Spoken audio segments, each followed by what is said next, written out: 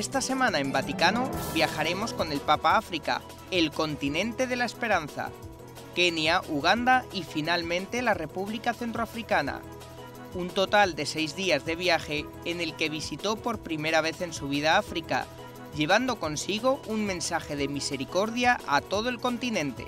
Además, los obispos de Alemania visitaron Roma, rezaron ante las tumbas de los apóstoles y hablaron con el Papa Francisco sobre los principales retos y esperanzas de su país. Y para terminar, visitaremos una nueva librería dedicada a Benedicto XVI, situada al interno de los muros vaticanos. Todo esto y mucho más a continuación en Vaticano.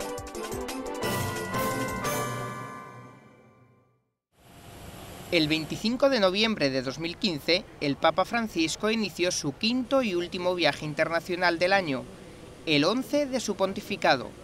Partió en avión desde Roma y en 6 días visitó 3 países africanos, llevando consigo un mensaje de esperanza para toda África. La primera etapa del viaje fue Kenia, situada al oeste del continente africano. Cuando el Papa aterrizó en el aeropuerto de Nairobi, esta fue la escena que le dio la bienvenida. Una alegría contagiosa que estuvo presente cada instante de los 2 días que pasó en el país.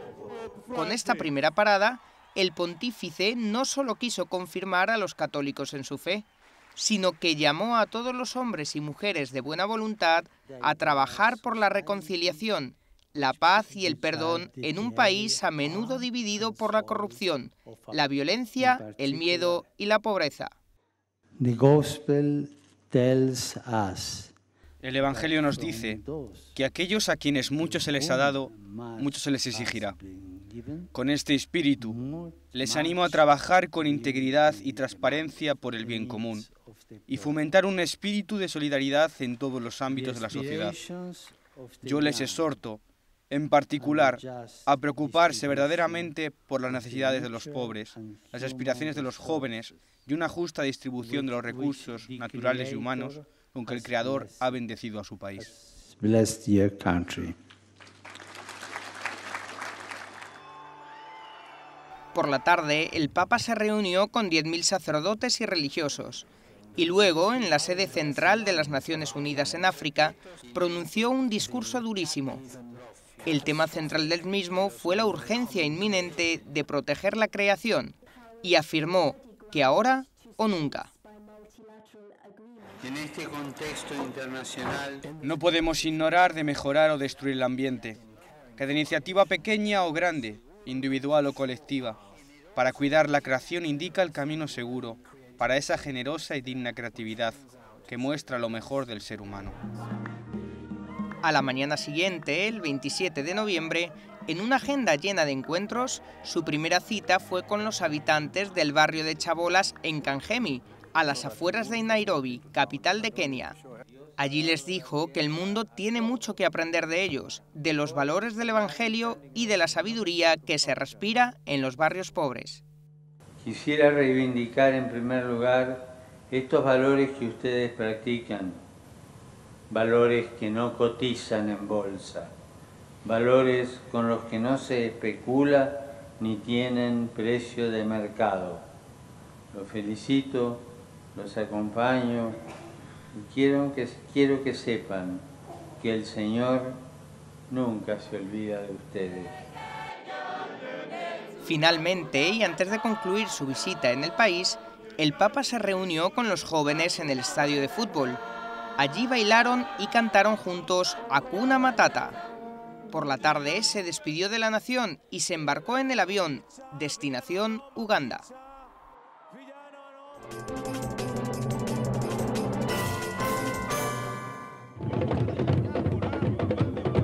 El tercer día fuera de Italia, el pontífice aterrizó en la segunda nación africana, Uganda. Los ugandeses celebraron con entusiasmo la llegada del sucesor de Pedro a su tierra. Durante la visita, el Papa celebró el 50 aniversario de la canonización de 22 mártires católicos. Asesinados entre 1885 y 1887, junto a 23 anglicanos, defendieron su fe hasta las últimas consecuencias, la muerte. El primer encuentro previsto en la agenda fue con el presidente y los líderes políticos del gobierno. Junto a ellos, el Papa recordó a estos mártires que definió como héroes nacionales. Nos recuerdan el papel fundamental que ha tenido y sigue teniendo la fe, la rectitud moral y el compromiso por el bien común en la vida cultural, económica y política de este país.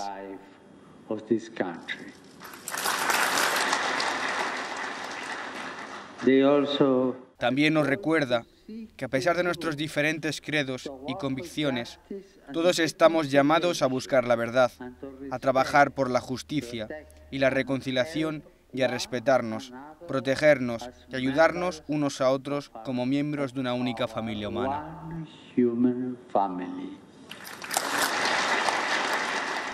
El Papa también elogió la fortaleza de las familias ugandesas y su empeño continuo a favor de los refugiados. La mañana siguiente, el pontífice visitó el santuario dedicado a los mártires anglicanos. Sucesivamente, tocó el turno a los católicos, en un lugar de nombre Namugongo. Allí el Papa habló de la belleza de transmitir la fe sin miedo. Si a semejanza de los mártires revivamos cotidianamente el don del Espíritu Santo que habita en nuestros corazones, entonces llegaremos a ser de verdad los discípulos misioneros que Cristo quiere que seamos. Sin duda, lo seremos para nuestras familias y nuestros amigos, pero también para los que no conocemos, especialmente para quienes podrían ser poco benévolos o incluso hostiles con nosotros. Finalmente llegó la fiesta con los jóvenes, durante la cual hubo algunos testimonios muy duros. Una joven de 24 años, Winnie, nacida con el VIH, contó cómo solo a través de la fe entendió que independientemente de su enfermedad, ella tenía derecho a ser amada. Por otro lado, un joven llamado Emmanuel contó que había sido secuestrado junto con sus compañeros por una célula terrorista. Solo a través de la fe consiguió dar sentido a la muerte y a la vida. Francisco dijo a todos los jóvenes que con la ayuda de Dios, incluso la muerte adquiere un nuevo significado. Pero a través de esa muerte hay una vida. Una vida para todos. Si yo transformo lo negativo en positivo, if I can transform the negative into positive, soy un triunfador. I am triumphant in the Lord. Pero eso solamente se puede hacer But that can only be done con la gracia de Jesús. Al final del encuentro visitó un centro que se ocupa de enfermos, ancianos y discapacitados, donde imploró al mundo a no olvidarse de los pobres. Y para terminar el día, el Papa se reunió con los sacerdotes y religiosos del país. Durante su discurso les invitó a continuar con el legado de fe que han recibido de sus antepasados. Mártir significa testigo. Mártir significa testigo. La Iglesia en Uganda, para ser fiel a esa memoria, tiene que seguir siendo testigo, no tiene que vivir de rentas. Las glorias pasadas fueron el principio, pero ustedes tienen que hacer las glorias futuras. Y ese es el encargo que les da la Iglesia a ustedes. Sean testigos como fueron testigos los mártires que dieron la vida por el Evangelio. Y con el amanecer de un nuevo día, llegó el momento de viajar al tercer y último país del viaje. Esta vez, una nación en guerra, la República Centroafricana.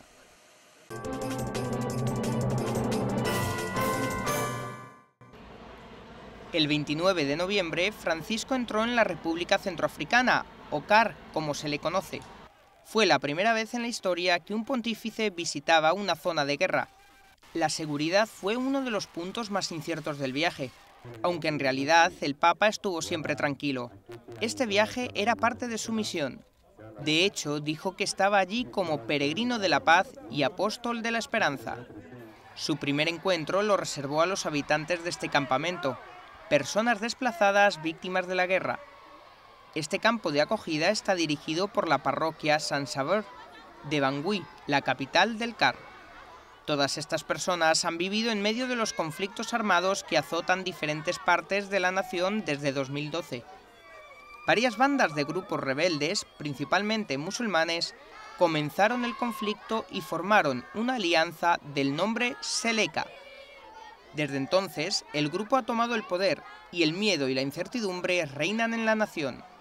El gobierno actual está luchando para mantener la paz, lo que está llevando a los ciudadanos a elegir entre tomar las armas y luchar o huir, como es el caso de estas personas. Francisco quería hablar con ellos en persona. Les digo que he leído lo que los niños han escrito en los carteles. Paz, perdón, unidad, amor y otras tantas cosas. Debemos trabajar y rezar y hacer todo por la paz. Pero la paz sin amor, sin amistad, sin tolerancia, sin perdón, no es posible. Cada uno de nosotros debe hacer algo. Les auguro a todos ustedes los centroafricanos la paz, una gran paz entre ustedes, que puedan vivir en paz cualquiera que sea la etnia, la cultura, la religión, el estatus social, pero todos en paz, todos. Porque todos somos hermanos. Me gustaría que todos dijésemos juntos, todos somos hermanos.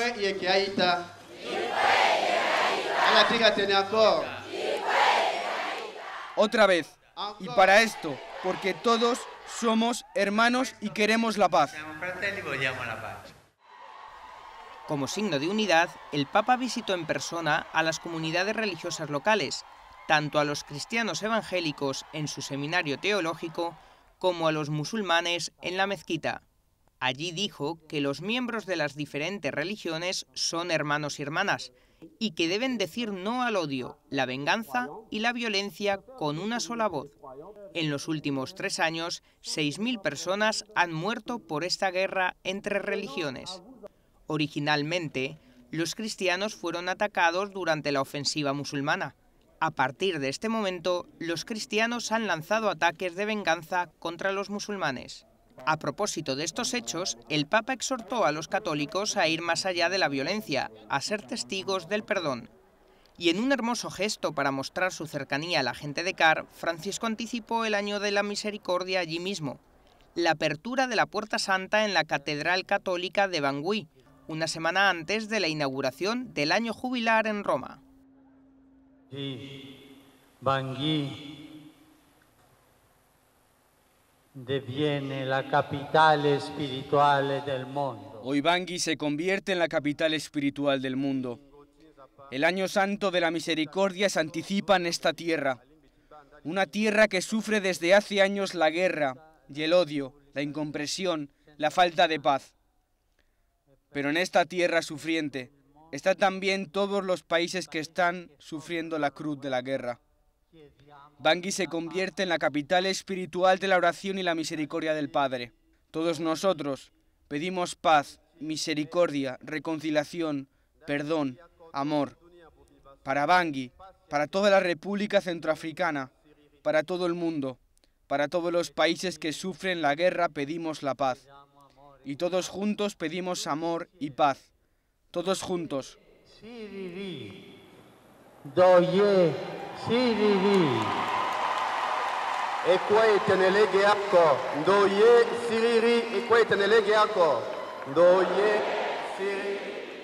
Un umbral de misericordia, una llamada a la paz. Son la imagen y el mensaje que el Papa Francisco deja tras de sí con este viaje apostólico al continente de la esperanza.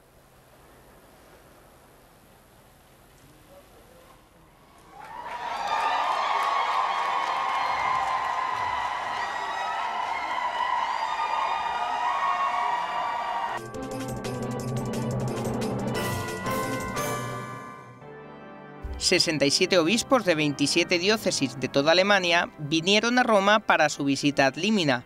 Durante una semana visitaron los diferentes departamentos del Vaticano y recargaron espiritualmente las baterías con un peregrinaje a las tumbas de los apóstoles. Es importante enfatizar aquí en las tumbas de los apóstoles que nosotros, la Iglesia en Alemania, somos una iglesia junto al Papa y con la Iglesia Universal. Eso se verá en el encuentro con el Papa, pero ya se ha visto en las distintas conversaciones con la curia. La última vez que los obispos alemanes estuvieron en Roma fue hace 9 años. Algo inusual, ya que normalmente la visita ad limina se realiza cada 5 años. La visita estuvo cargada de argumentos actuales y a veces controvertidos, como el reto de la inmigración que está afrontando Alemania, con una media de 10.000 inmigrantes registrados al día. Soy un obispo de integración en muchas formas en el Valle Ruhr, así como con los oficios que tienen algo que ver con el ejército alemán. El más grande desafío es que con un espíritu cristiano, un espíritu del Evangelio que debemos mostrar a quienes temen, que todo ser humano que viene a nosotros, todo refugiado es una persona con su dignidad. Tenemos que ayudar a los que podamos a volver con seguridad a su hogar y restablecer una sociedad civil después de las guerras y los conflictos. Para algunos de los obispos presentes, esta fue su primera visita ad limina. Tengo que decir que aún estoy verde. Fui designado hace solo 3 años como obispo auxiliar, así que estoy muy emocionado. Seré parte de la Iglesia en la provincia de Colonia, así que seremos 20 o 25 obispos. No creo que tenga la oportunidad de hablarle personalmente, pero estoy emocionado por lo que el Santo Padre nos dirá. Espero que nos aliente y que nos exhorte a proclamar la maravillosa enseñanza que Cristo nos ha dejado, con apertura y alegría. Una pregunta es cómo seguirá la situación después del Sínodo de la Familia. Si habrá un documento del Santo Padre, si habrán más contenidos. Imagino que esos serán temas, pero me emociono por lo que vendrá. A pesar de su riqueza material, la Iglesia en Alemania está perdiendo alrededor de 200.000 personas al año, y de los que quedan, solo alrededor del 10% va a la Iglesia. ¿Cuáles son las iniciativas necesarias para afrontar esta situación? Tenemos que ayudar a que la gente se convierta en verdaderos testimonios de Jesucristo con cuerpo, alma y con alegría. Eso nos alentará.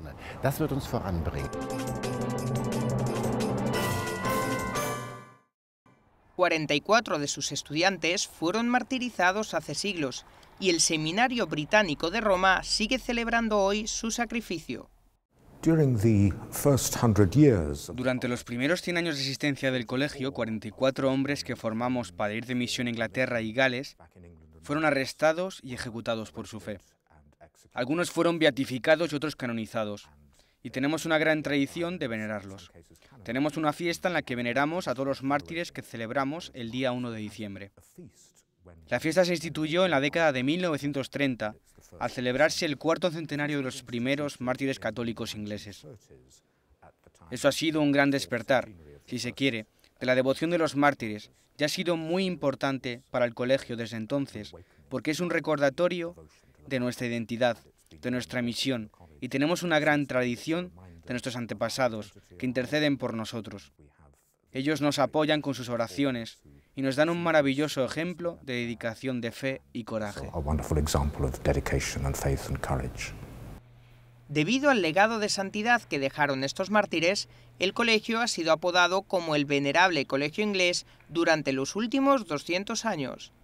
Entre los muertos y los 130 que estuvieron en prisión, un total de 41 han sido canonizados o beatificados. Aunque las vidas de los mártires fueron recordadas en el pasado 1679, la dirección de la universidad y alumnado sienten aún su recuerdo, y no solo en su día de fiesta. Los restos de algunos de los mártires se conservan en una capilla del seminario. Sus nombres adornan las paredes, de diferentes maneras en las que la técnica también evoca su memoria. Esta pintura que ve aquí, en la parte de atrás de la iglesia, es espectacular. Fue encargada por el seminario en su fundación y fue pintada en 1580 por un artista llamado Durante Alberti. Si se tenía noticias en Roma de que uno de sus hermanos había sido asesinado en Inglaterra, la comunidad del colegio se reunía frente a la pintura, conmemorando su martirio y mirando a la imagen, cantaban un himno de alabanza a Dios en latín llamado Te Deum Laudamus, que quiere decir, oh Señor, alabamos tu nombre. Y cada año, en la noche del 1 de diciembre, la comunidad del colegio se reúne ante esta pintura y cantamos este himno de acuerdo con la tradición. La iglesia, como se ve ahora, fue reconstruida en el siglo XIX. En la iglesia anterior había frescos en las paredes que mostraban el martirio de estos alumnos y otros mártires ingleses. Antes de que la iglesia antigua fuera demolida, estas pinturas fueron realizadas en un libro, y cuando se reconstruyó el templo, se volvieron a pintar en las paredes. También los mártires de la Reforma, como Santo Tomás Moro, o John Fisher, o Ralph Sherwin, San Luke Kirby, y otros mártires anteriores a la Reforma. Se les muestra muy gráficamente, y tal vez sea necesario advertir a la gente antes de que vaya a ver las imágenes. Son un recordatorio del hecho que la gente da su vida por algo y del gran sacrificio que han hecho por su fe y que seguimos la tradición. Ellos vivieron en este lugar, en este edificio, literalmente están tras sus huellas.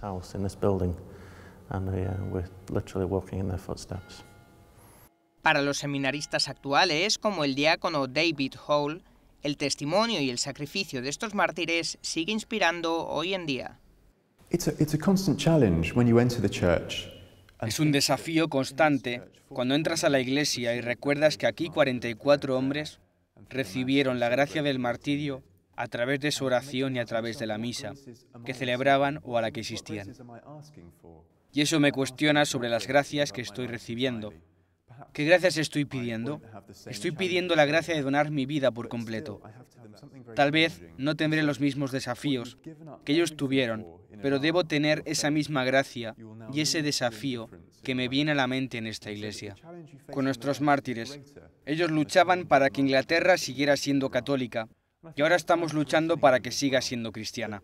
Estamos luchando para mantener un sentido básico de moralidad. Entonces el desafío que tenemos espiritualmente es incluso más grande, pero entonces podemos confiar en la intercesión de los mártires, porque ellos rezan especialmente por los católicos ingleses. Somos católicos por ellos y sé que interceden por nosotros con gran poder. En esta sede inglesa de Roma, a pesar de los siglos que han transcurrido, el sentido de la historia y gratitud a los mártires que predecieron a ellos no se olvidará pronto.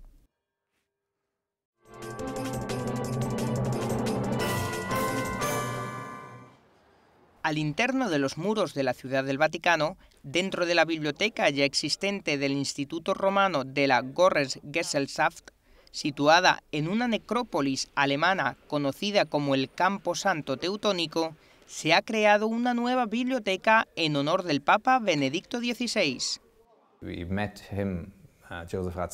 Nos encontramos con Joseph Ratzinger, Benedicto XVI, con tanta frecuencia mientras estoy aquí en el colegio desde 1996 que la idea surgió espontáneamente.